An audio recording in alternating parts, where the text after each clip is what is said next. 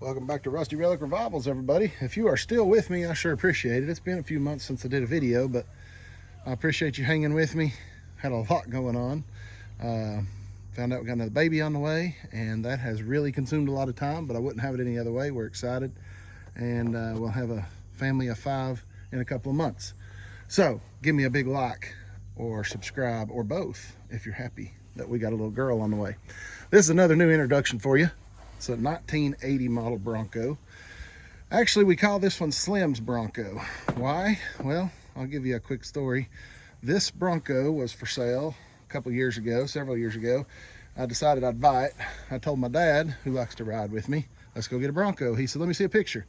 So I showed him and he said, well, that looks like Slim's Bronco. I said, who in the world is Slim? And what kind of Bronco did he have? He said, I worked with a guy like 20-something years ago. I swear that looks like his Bronco. I said, there's no way. We get down there and bought it from like the dude's son or something. So it actually ended up being Slim's Bronco. So hence the name Slim's Bronco. It's an 80 model with a 300 inline 6 Bulldog 4-speed. A little rust, but actually runs pretty decent. Interior's not too bad for an 80. We love it for the family because it's got about the only option it has is the factory sliding topper windows, which is kind of hard to come by. The boys love to climb in and out the sliding topper windows like a race car driver. So we usually put the boys in the back seat. What's the video on today? They're growing up on me. In the past, they rode in a seat like this. Had the 5-point harness belts with it. All we needed was a rear tether back here, and I could run it back to that seat anchor point right there, and it was secure. The 80 Broncos, of course, had no shoulder belts in the back of the top. So we got a Bronco show coming up in a couple of weeks. I really want to take this one, and the boys can't sit in the seats they used to sit in. So we either have to put a seat in here with shoulder belts or take a different Bronco. I'm going to try to put this seat in there. I scrounged this up out of a friend's scrapyard. We'll say it came out of a Chevy Tahoe, but don't tell anybody because I really don't want to admit that. But anyway, main reason is it had shoulder belts built into the seat back. So the boys can ride back there if I can get it mounted. It's the same kind of concept. It flips and folds. It attaches down here, 2 points like so, and latch here. So what I'm going to try to do is adapt that point and that point to go the same place that that seat and that seat mount are. I think I can make a couple of brackets and probably get that, and then I'll have to make something here. So first things first, let's take a couple measurements. I measured between there, and we're about 48 1/4. Measure the same position on this one here and there. We're about 43 1/4. So 5 inches narrower on this seat we're putting in than the seat we're taking out. So here I started down a rabbit hole of taking the bracket off and measuring and trying to fit it up and make a template and cut a new piece of angle and weld a couple pieces of angle and step over and make a bracket. And I spent about, 30 minutes on that before I realized I didn't need to do any of that at all. All right, it's actually been a day or two since the last video because I had to come out here and work on it after dark, after hours. My phone battery was dead. I couldn't really do any video, and so I ended up just kind of busting butt and getting her done. But let me tell you what I did. This actually worked out really nice. So you can see what kind of latch system this seat had from the factory. This seat, I will say, 2000 to 06, I believe it is, Chevy Suburban 3rd row. That's what this seat came out of. But it's got this kind of latch mechanism, and it goes around a round, latches around a round rod kind of thing. Well, if you remember, the factory Bronco mount points have a round rod with a pin in it, and from the original seat, that went forward and angled out on each side, forward and out.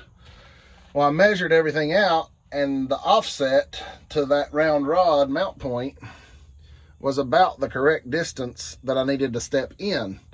So I took that one loose and I took that one loose, and I basically flip-flopped. Put the driver's side on the passenger side and the passenger side on the driver's side, so that now I'm using the same bolts, same mounting holes, but it steps in. Well, it stepped in, I put the rod in there, and I think I ended up adding one washer under the mount for the factory bracket, and it snapped right down on that round pin very securely. So that actually worked out really nice. The front, I literally just took the brackets off the floor, swapped them driver to passenger side, bolted them back down, same bolts, same holes, and the factory latch for the Suburban seat went right down on the round pins. Then for the back, once I got the front pivot kind of ironed out, I was able to bring the seat down and kind of line up where that latch would need to be down here. I don't know if you can really see it, but this is the release. So once you pull it up, basically all I ended up doing, I used the same mounting holes here as that bar front to back was for the original Bronco seat. Used the same mounting holes. Actually, that one broke off and I had a time getting it out, but that's neither here nor there. Same mounting holes. I took a piece of channel and just duplicated that bolt pattern, welded a couple of ears at 1/4 inch by 2 flat stock, a couple of ears to stick up the correct height, and laid that mounting bolt. That's a grade 8 1/2 inch thread mounting bolt, and I just basically bolted it across the ears, and it really works exactly like it's supposed to. You can, as you can see with the seat rolled up, it sits right flush against the back of the front seats like the factory one, and you just you can reach up here and grab the little handle, pull it down, and you can hear it latch right in.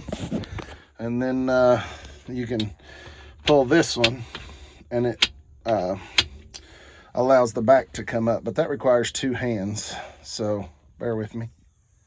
Okay, I'm going to try to capture this so you can see it. Basically, the factory Suburban seat is even numbered. Number 1, number 2, that's how you release it. So number 1, back folds down. Number 2, seat rolls up. And there you have it. You can latch it back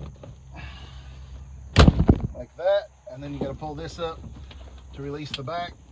The back snaps right in. So it's actually a really good fit. Works exactly like the factory one.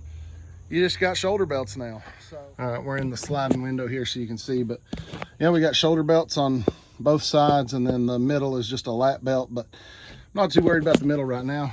I will be eventually when that baby gets here, but for now the boys are ready to go. Bronco show starts tomorrow, so I just finished this up last night. Barely got it done in enough time, but I'm really pleased with how it came out. You got any questions about my brackets or how I made it work, feel free to drop me a line, like, subscribe, comment, ask me questions.